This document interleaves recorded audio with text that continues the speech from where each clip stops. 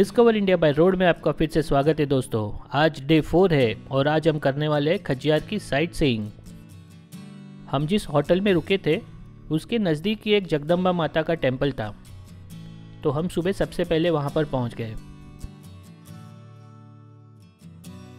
मंदिर के ठीक सामने एक शिवजी की विशाल प्रतिमा है जिसके दर्शन आपको ज़रूर करने चाहिए दोस्तों। तो अब शुरू होगी हमारी साइट सीइंग। कल रात को हमें यहाँ पे पहुँचते पहुँचते काफ़ी अंधेरा हो गया था, तो हमें रास्ते का अंदाज़ा नहीं था, लेकिन दिन में यह रास्ता काफ़ी खूबसूरत लग रहा है दोस्तों। और कुछ ही पलों में हम पहुँच गए यहाँ के मुख्य आकर्षण यानी कि खजियार ग्राउंड पर, और जिसके बीचों बीच एक लेक बनी हुई है। यहाँ पर काफ़ी सारी एक्टिविटीज़ होती है। एक साइड में पार्किंग एरिया है जिसके सामने काफ़ी सारे स्टॉल्स हैं जहाँ पे आप नाश्ता कर सकते हो। यहाँ पे विभिन्न प्रकार का नाश्ता मिलता है। तो हम वहीं पे नाश्ता कर रहे थे कि तभी हमें पता चला कि यहीं से नज़दीक में एक दैन कुंड करके जगह है जो काफ़ी ऊंचाई पर है और काफ़ी खूबसूरत भी है। तो हमने हमारे ड्राइवर से बात की और वो वहाँ पे जाने के लिए तैयार हो गया, लेकिन उसने कहा कि आपको ऊपर करीबन 2 किलोमीटर चलना पड़ेगा। तो चलने से हमें कोई परेशानी नहीं थी, तो हम तैयार हो गए और फटाफट नाश्ता करके मैदान हमने सोचा कि शाम को देख लेंगे और पहले दैन कुंड चलते हैं। तो चले दैन कुंड। खजियार ग्राउंड से दैन कुंड का रास्ता करीबन 20 किलोमीटर के आसपास है, जो आप 1 घंटे में पहुंच जाएंगे।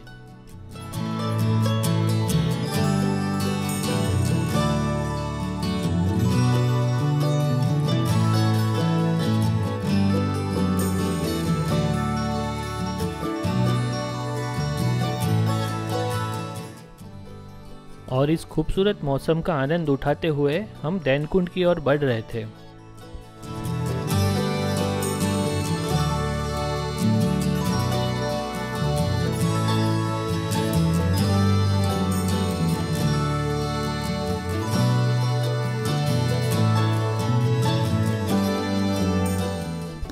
हम जैसे जैसे ऊपर जा रहे थे नज़ारे और भी खूबसूरत होते जा रहे थे, और तभी देखते ही देखते हमने देखा कि यहाँ पे गाड़ियों की काफ़ी लंबी कतार है।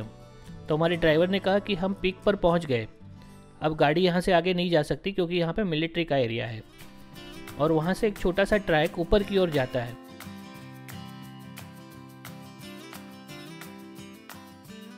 तो हम इस ट्रैक यानी कि पगडंडी पर धीरे धीरे आगे की ओर बढ़ते रहे। यहाँ पे चढ़ने में आपको इतनी ज़्यादा परेशानी नहीं होगी क्योंकि यहाँ पर सीमेंट से इन्होंने काफ़ी अच्छी पगडंडी बनाई हुई है जिस पर आप आसानी से चल सकते हैं।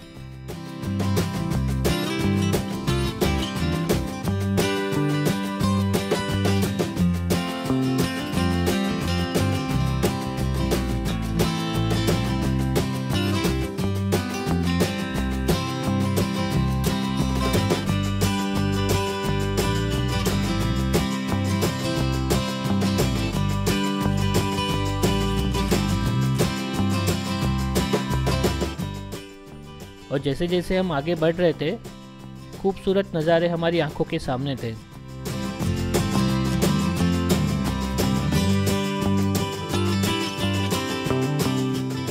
हम सब इस नज़ारे का आनंद लेते हुए धीरे धीरे ऊपर की ओर बढ़े जा रहे थे। अभी ऊपर क्या था ये तो हमें पता नहीं था, लेकिन देखा हमने यहाँ पे काफ़ी सारे सैलानी थे। और तभी हमने एक छोटा सा बोर्ड भी देखा जिस पे लिखा था जय माँ पोहलाण, दूरी 1300 मीटर। तो हो सकता है शायद ऊपर आगे कोई माता का मंदिर भी हो। चलो देखते हैं।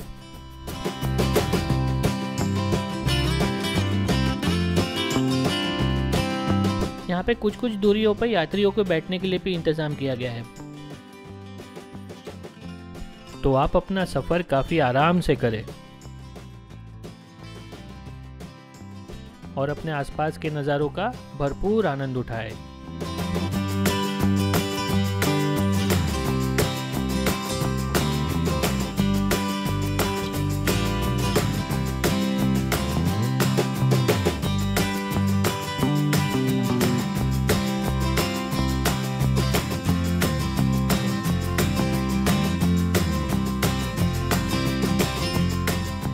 और वहीं से हमने सामने ऊपर की ओर देखा दोस्तों एक छतरी जैसी बनी हुई थी जिसे देनकुंड व्यू पॉइंट कहा जाता है।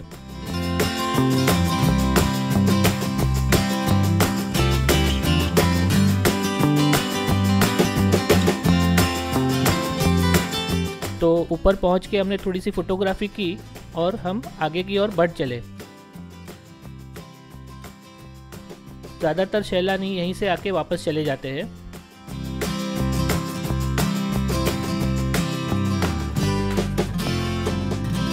पोलाण माता का मंदिर यहीं से एक आगे की ओर रास्ता जा रहा है, उस पर स्थित है।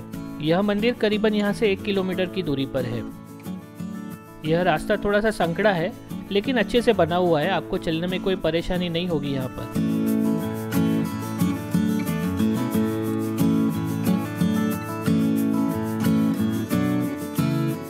बस आपको थोड़ा सा संभल कर चलना है क्योंकि रास्ते के दूसरी ओर गहरी खाई है। तो आप ध्यान रखें कि आप रास्ते के बराबर बीच में या तो एकदम साइड में चले, कोने कोने से ना चले। अगर कोने से चलेंगे तो शायद अगर पैर फिसल गया तो आप सीधा नीचे की ओर ही जाएंगे और नीचे से फिर पता है ना कहाँ जाएंगे।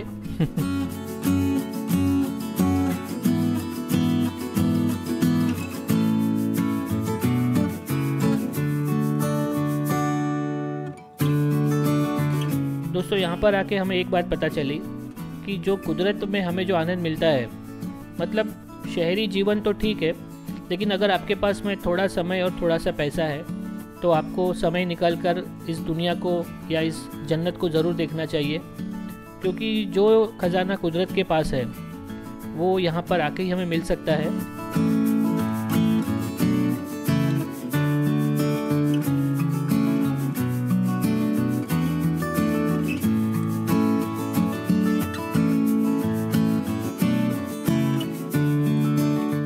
और वहीं तभी हमारी नज़र पड़ी दूर छोटे से एक लाल कलर के मंदिर पर।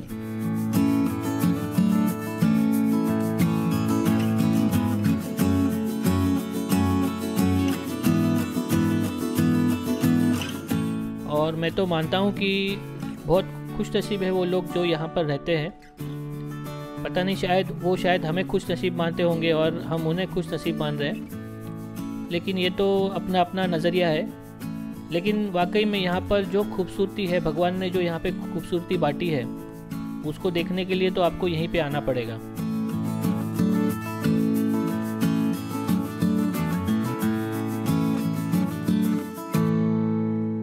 दोस्तों अभी हम कुछ ही समय में मंदिर पहुँचने वाले थे।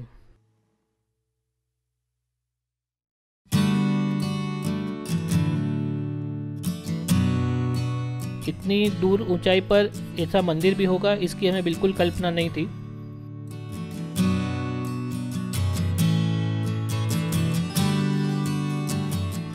और छोटे से परिसर में काफ़ी छोटा सा प्यारा सा मंदिर है जहाँ पे लिखा है जय माँ पोलाण, भूखे को अन्न प्यासे को पानी।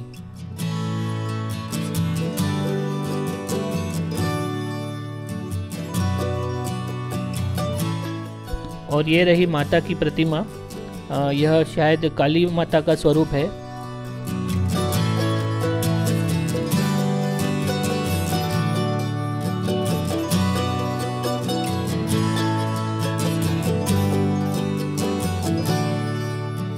यहाँ पे मंदिर परिसर में हमने देखा यहाँ पे काफ़ी सारे त्रिशूल रखे हुए थे।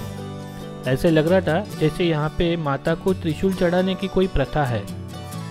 तभी हमने देखा मंदिर के बगल में एक आदमी बड़ा सा बाइनोकुलर लेके खड़ा हुआ था और वहाँ पर बोर्ड लगा था मणि महेश व्यू पॉइंट। तो उत्सुकतावश हमने उसे जाकर पूछा कि भाई ये क्या है यहाँ पर। तो उसने कहा कि सामने जो पहाड़ियाँ आप देख रहे हैं उनमें मणि महेश की चोटी भी दिखाई देती है और आप सिर्फ उसे बाइनोकुलर से देख सकते हैं। मणि महेश का महत्व अभी कैलाश मानसरोवर जितना ही है। 5 कैलाशों में से यह भी एक है और यहाँ पर भी काफ़ी बड़ी यात्रा होती है। हमने जब हमारे जूम कैमरे को इस्तेमाल किया तो हमें भी उस चोटी के दर्शन हो गए। मंदिर और उसके आसपास का नज़ारा इतना खूबसूरत था कि हम वहाँ पे बिल्कुल खो ही गए थे। खजियार का यह सबसे खूबसूरत पॉइंट है। अगर आप खजियार आते हो तो आपको यहाँ पे ज़रूर आना चाहिए। और वहीं पे मंदिर के नज़दीक एक छोटी सी पहाड़ी पर काली माता की मूर्ति की भी स्थापना की हुई थी।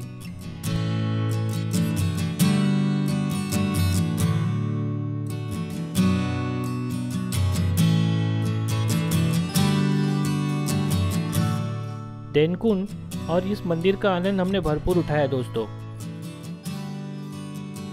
उम्मीद है आपको भी हमारे साथ काफ़ी मज़ा आया होगा। और अब समय था नीचे वापस ग्राउंड पे जाने का। यहाँ पे ग्राउंड में काफ़ी सारी एक्टिविटी होती है।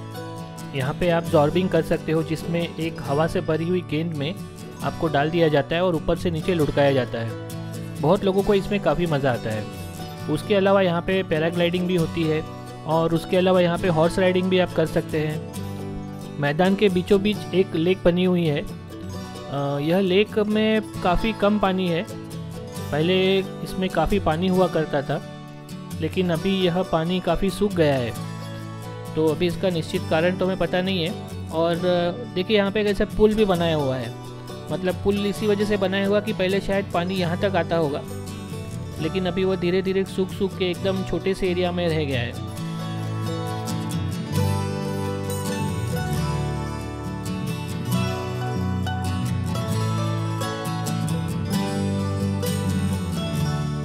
यहाँ पे ऐसे 2 व्यू पॉइंट बने हुए हैं जहाँ पे आप थोड़ी देर बैठ के इस कुदरत का आनंद ले सकते हो।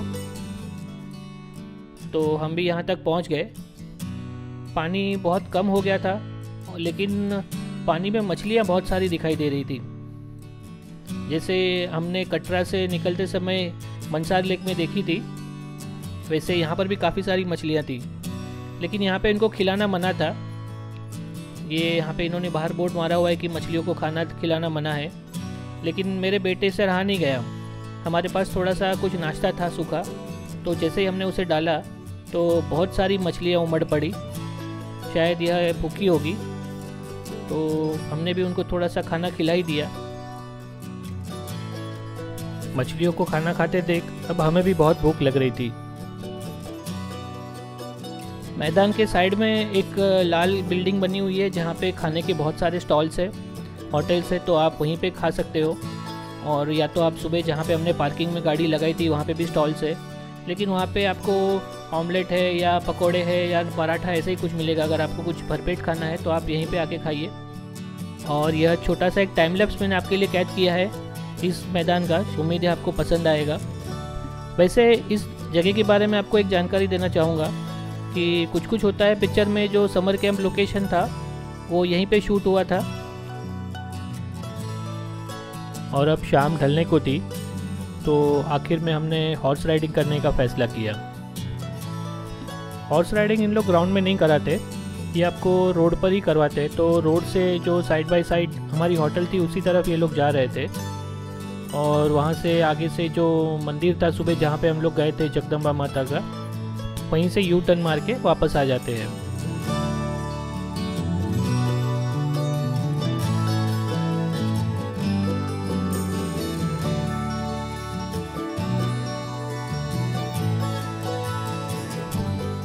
और आखिर में कुल मिलाकर आज का दिन काफ़ी खूबसूरत रहा। हमने आज का दिन काफ़ी एंजॉय किया। उम्मीद है आपको भी हमारे साथ आज पूरा दिन काफ़ी मज़ा आया होगा। और कल डे 5 में हम लोग जा रहे हैं अभी मैक्लियोडगंज। जी हाँ दोस्तों, मैक्लियोडगंज और धर्मशाला हमारा अगला डेस्टिनेशन है। तो बने रहिएगा हमारे साथ डिस्कवर इंडिया बाई रोड पर। और अगर यदि आपको हमारा कंटेंट कुछ लाभदायक लगा हो या आपको इससे कुछ फ़ायदा हुआ हो तो हमारा चैनल सब्सक्राइब ज़रूर करिएगा, ताकि हम आपके लिए इसी तरह के कंटेंट लाते रहे। और डे 5 के लिए हमारे साथ बने रहिएगा दोस्तों। धन्यवाद।